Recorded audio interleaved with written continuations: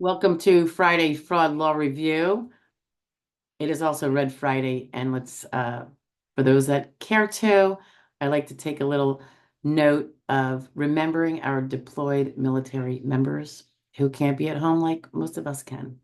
So if anyone wants to share that moment with me, please do, and enjoy the video. Bye-bye now. Good afternoon. It is Friday Fraud Law Review. It's probably morning, actually, for you. This one is in Kansas, guys. And again, it is about being able to collect on a dead person's Social Security because their Social Security number is not marked as being that of a deceased person. So this has been all the rage in the news, right? And here we keep having, um, you know, the end result of investigations that catch it later. And I would say there's always a fine for restitution usually for exactly all the money that someone stole. But what is the chance of a lot of them getting paid back? I think that's where the problem is. So the money's gone from the SSD funds, and there's an order of restitution, you got to pay it back. You can't get blood from a stone. So if the person can't pay it back, right? That is funds missing from the Social Security fund that is designed to pay exactly what it's supposed to pay out. And we wonder why, we keep getting these, except from in 2020, after a few years of really good, vibrant wages and all that good stuff that went on with that administration. We other than that 1 year when everything blew out to 2065, at least SSD did, we're always breathing down the neck of insolvency.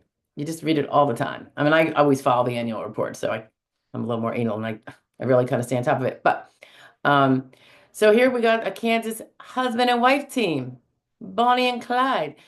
They were sentenced, so I have no problem saying their name. It's a real shame. Oh, I see where the restitution is going to come in. Don't know if it'll be enough, but let's see. Um, this is Lynn and Kirk Ritter. They are both 62 years of age. This came out about 3 weeks ago, this report. They were from Overland Park, Kansas, and they pled guilty to wire fraud and theft of government funds. Let's see what they did. Ooh, interesting. I'll tell you about that in a minute. They apparently lived with Lynn's dad in a single family house in Overland Park, with Lynn acting as his caretaker. Okay. In October of 2022, hubby Kirk contacted the Overland Park Police Department. He advised that his father-in-law was deceased and his body was in the residence. Hmm. Officers found the body lying in a bed okay, guys, in a mummified state. It was later determined that he had died on or about July 1st of 2016.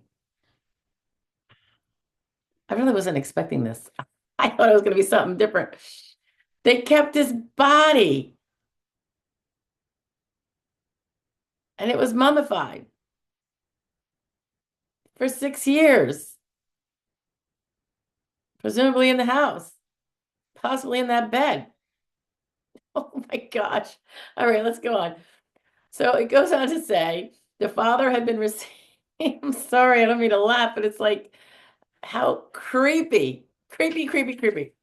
The father had been receiving monthly Social Security and retirement pension payments as direct deposits to his bank account. After 2016, over 68,000 in pension payments, wow, and almost 150,000 in Social Security payments were deposited into the bank account. The not so lovely Lynn and Kirk Ritter, they're disgusting, did not report the death and instead, without authority, wrote checks on the deceased account, transferring funds into their bank accounts to use for their own personal benefit. The Ritters paid the funds back during their prosecution. So they had a lot of money stashed, huh? Unbelievable. Wow, wow, wow. But check out the sentence. This I find really weird. The federal judge sentenced Lynn to a whopping 12 months and 1 day in prison, 6 months of keeping a dead body around, amongst other things. And the not so lovely husband, Kirk, got less. He was sentenced to 7 months in prison. I am guessing that she took a little bit more action. Maybe the fact that he finally called it in 2022 got him a lighter sentence. Bet you that's what happened. Um, wow, gross.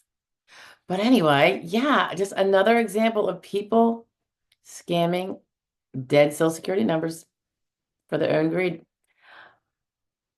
That one was weird. They could make a movie about that. My goodness. Gosh, guys, that's creepy. That's just outright creepy. All right, I will talk to you later. We'll see what other goodies we can come up with. Bye now.